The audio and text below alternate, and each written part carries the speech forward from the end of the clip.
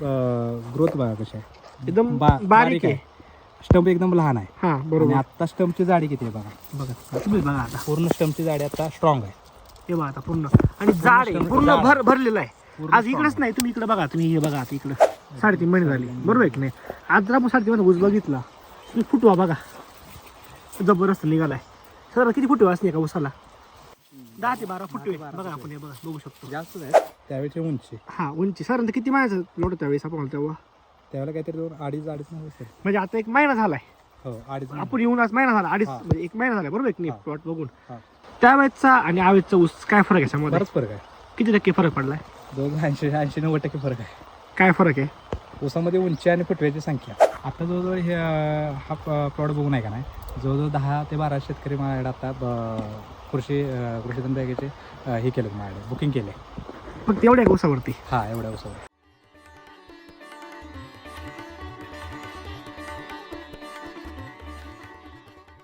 साहेब नमस्कार, नमस्कार. तुमचं नाव आणि ॲड्रेस सांगा ना. माझं नाव वैभव माने, राहणार चरेगाव, तालुका कराड, जिल्हा सातारा. अच्छा. आपण आता हा ऊसाचा प्लॉट बघतो आपला, बरोबर आहे की नाही. साधारणतः किती राहिले ऊसा सगळं आपला? ते एकराला जास्त आहे, 50 जवळपास 50 गुंठे आपण जर बघितलं पूर्णपणे, बरोबर आहे की नाही. म्हणजे एक सारखा ऊस दिसतो आज, पूर्ण हिरवागार शिवाय, आणि वाढ एक सारखी. त्याची लागण तुमची कधीची आता ऊसाची? 26 जानेवारी. 26 जानेवारी लागण आहे ना, तेव्हा लावलं. आज सर किती महिना प्लॉटला?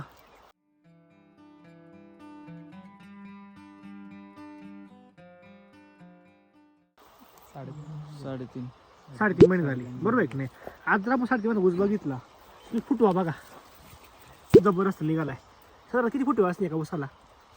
10 ते 12 फुटवे बघा, आपण हे बघा बघू शकतो. जास्त आहेत. हा बरोबर. 1 2 3 4 5 6 7 8 9 10 11 सरासरी 11 मोठा. डेटा सोडून 12. 12 म्हणजे सरासरी 12-13 फुटवे आहेत ऊसाला आता, बरोबर आहे की नाही. आता ज्यावेळेस आपण पहिलं व्हिजिटला आलतो, हां. त्या ऊसाची कंडिशन काय होती? ऊस मला वाटते नुसताच मोठा सोडला असेल, ही उंची असेल जरा 1-1.5 फुटाच्या आसपास. तुमचा फोटो आहे ना आहे ऊसाचा? photo. दाखवा बरं जरा, फोटो दाखवा. आता ही ऊसाचे फुटवे आहेत त्यावेळेसचे. त्यावेळेची उंची. हा उंची सर किती महिन्याचं लोट त्यावेळेस आपण तेव्हा? त्यावेळेला काहीतरी 2-2.5 नाही असेल. म्हणजे आता 1 महिना झालाय. हो 2.5. आपण येऊन आज महिना झाला, 2.5 हा. म्हणजे 1 महिना झाला, बरोबर आहे की नाही. हा. प्लॉट बघून हा. त्यावेळेसचा आणि आवेळेसचा ऊस काय फरक आहे याच्यामध्ये? बराच फरक आहे, किती टक्के फरक पडलाय? 80-90% फरक आहे. काय फरक आहे? ऊसामध्ये उंची आणि फुटव्याची संख्या. हा. मेन म्हणजे फुटव्याचे स्टंप आहे ना, हा त्यावेळेला फुटव्याची ग्रोथ बघा कशी आहे, एकदम बारीक बारीक आहे. स्टंप एकदम लहान आहे. हा आणि बरोबर. आता स्टंपची जाडी किती आहे बघा, बघा तुम्ही बघा आता, पूर्ण स्टंपची जाडी आता स्ट्रॉंग आहे. हे बघा आता पूर्ण आणि जाड आहे, पूर्ण जाड. भरलेलं आहे. पूर्ण आज strong इकडेच नाही, तुम्ही इकडे बघा, तुम्ही हे बघा आता इकडं कुठे आहे बघा तुम्ही ऊस. प्रत्येक ऊसाचा फुटवा हा झाड निघालेला आपला, बरोबर आहे की नाही. आणि एकसारखी ग्रोथ आहे, प्रत्येक फुटव्याला एकसारखी ग्रोथ आहे. आणि काळोखी काळोखी एक नंबर आहे. बघा ना तुम्ही पानं. याला तुम्ही असं वेगळं काय केलं? वेगळं काय, पहिल्या 2 आळून झाले होते त्यांच्या, बरं. काहीतरी 2-3 आळू झाले, पण आळून होऊन सुद्धा एवढीच ग्रोथ होती ऊसाची, हा ग्रोथ होत नव्हती. बरं. मग त्यांना आपण कृषीजनची बॅग स्लरी करायला दिली. सोडली की नक्की सर? सोडली. कृषीची बॅग सोडली. बरं. एक बॅग सोडली 50 गुंठ्याला त्यांना लगेच 8 दिवसातच फरक जाणवला प्लॉटमध्ये. प्लॉटमध्ये.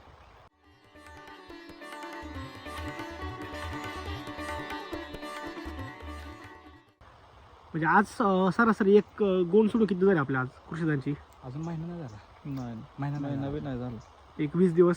हा 20 दिवस झाले असतील. 20 झाले. 20 दिवसामध्ये प्लॉटमध्ये तुम्हाला 70% फरक दिसतो हा. एक गोणी सोडल्याचा. एकच कोणी सोडली. आणि जर याला कृषी डोस पडला असं तर आता लागलेला, मग डोक्याच्या वरतीच होतं. याच्या आजूबाजूचे काही ऊस असतील ना या म्हणजे कंडिशनची, त्यांची काय कंडिशन आता या म्हणजे आता मध्ये एक, सोबतचे? ह्याच्या सोबतचे एक लागण आहे, गावातच आहे. हम्म. त्यांची अजून उंची आहे ना सरासरी हीच लेवल आहे, बरं. एवढी उंची नाही. मग जेवढा ऊसा फुटं बघितला तेवढाच आहे. आता याच्यात थोडी उंच असेल, बरं. पण 3.5 महिने झाले लागणीला. हा. पण लागण तेवढीच आहे. आणि हा. त्यांनी 10 ते 10 पोते रासायनिक खताचे असे पेरून घेतले, तरी ग्रोथ नाही अजून. रासायनिक खत पेरलंय? पेरलंय. किती खत आहे रासायनिक खताला?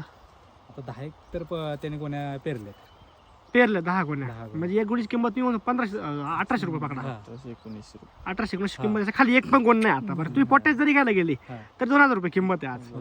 म्हणजे जवळपास किती पैसे झाले 20,000 रुपये. हा. आणि त्यांनी 500 रुपये हजेरीने माणूस लावून पेरून घेतला. म्हणजे जवळपास 21,000 रुपये म्हणजे गेले 21,000 रुपये. मला सांगा तुम्ही साहेब आपला किती खर्च केला असला तुम्ही एका अर्धा फुटवा 700 काढायला? रुपयाची फक्त एक बॅग. त्यात ते घरचं 1-2 सगळं किलो भात. तांदूळ शिजवून टाकलेलं होतं भात बरं. आणि 1 किलो चण्याचं पीठ. सरासरी मग ते तिला इथले 1000 रुपयाचं पकडा तुम्ही पार. 1000 रुपये पकडा सर. सगळा खर्च 1000 रुपये झाला. हा, 1000 रुपये पण पकडा. टाकणं सहित पार हो. माणसाचा. बरोबर आहे की लोकांचं म्हणणं असं आहे की बाबा कमी खर्च ऊस पिकतो. हा.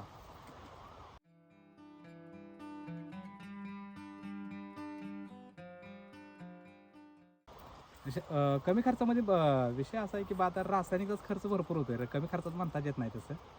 कसं जर तुम्ही SBTकडे वळला किंवा ह्याच्याकडे वळला तर कमी खर्चात होईल. बरोबर आहे. पण रासायनिकच्या हिशोबात नाही कमी होणार. कारण आता जी बॅग 1100-1200ला मिळते ती बॅग आता 2000 प्लस झाली बॅग. मग खर्च तिथं वाढला बॅगचा उत्पादन खर्च आणि उत्पन्नाची गॅरंटी नाही.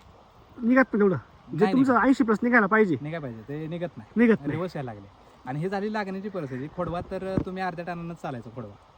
आता ह्या ऊस जे शेतकरी रिपोर्ट बघितले आपले स्लरीचे किंवा कृषीजांचे बरोबर आहे की नाही किती शेतकरी वाटेल तुमचा काच?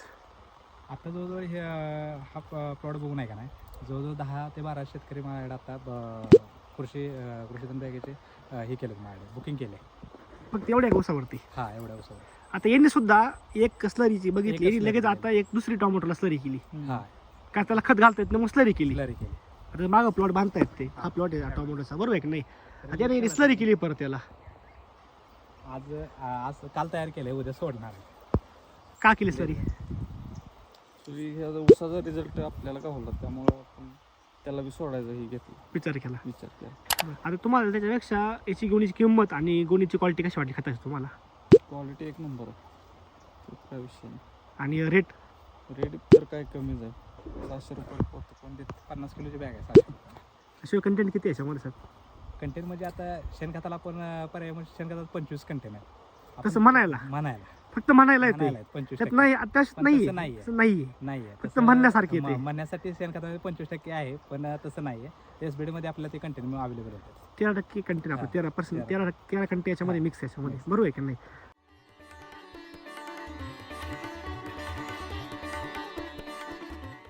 पण जर एवढं स्वस्त तुम्हाला खत भेटत आहे आणि एवढी क्वालिटी चांगली येते असेल पिकांची वाढ होत असेल तर 100% शेतकऱ्यांनी वापरलं पाहिजे मी तर म्हणतो. तुमचा मोबाईल नंबर सांगा सर. तुमचं नाव सांगा. मी सुरेंद्र महादेव कांबळे हा. राहणार चरेगाव तालुका कराड जिल्हा सातारा. हा. Mobile number 8806 39 92. दादा तुझा एक मोबाईल नंबर सांग जेणे शेतकऱ्याला वाटलं हवं ऊस बघायचा आहे किंवा माझं खरं नाव तू स्लरी कृषीधन आपलं वापरलंय का?